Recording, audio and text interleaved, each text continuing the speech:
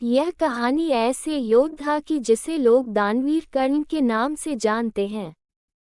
कर्ण पांडवों में सबसे बड़े थे और इस बात का पता सिर्फ माता कुंती को ही था।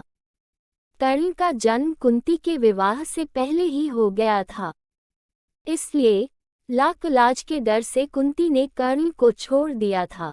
लेकिन कर्ण का जन्म कुंती के विवाह से पहले कैसे हो गया, इसके पीछे भी एक कहानी है। बात उस समय की है जब कुंती का विवाह नहीं हुआ था और वह सिर्फ राजकुमारी थी। उसी दौरान ऋषि दुर्वासा पूरे 1 वर्ष के लिए राजकुमारी कुंती के पिता के महल में अतिथि के रूप में ठहरे। कुंती ने 1 वर्ष तक उनकी खूब सेवा की। राजकुमारी की सेवा से ऋषि दुर्वासा प्रसन्न हो गए और उन्होंने कुंती को वरदान दिया कि वो किसी भी देवता को बुलाकर उनसे संतान की प्राप्ति कर सकती हैं।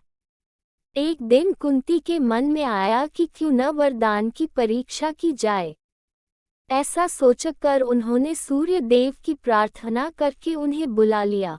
सूर्य देव के आने और वरदान के प्रभाव से कुंती विवाह के पूर्व ही गर्भवती हो गईं। कुछ समय बाद उन्होंने एक पुत्र को जन्म दिया, जो सूर्य देव के समान ही प्रभावशाली था। साथ ही जन्म के समय से ही उस शिशु के शरीर पर कवच और कुंडल थे। कुंवारी अवस्था में पुत्र की प्राप्ति के कारण लोकलाज के डर से कुंती ने उसे एक डिब्बे में बंद करके नदी में बहा दिया। बक्सा एक सारथी और उसकी पत्नी को मिला, जिनकी कोई संतान नहीं थी। वो दोनों कर्ण के रूप में पुत्र को पाकर बहुत खुश और उसका लालन पालन करने लगे।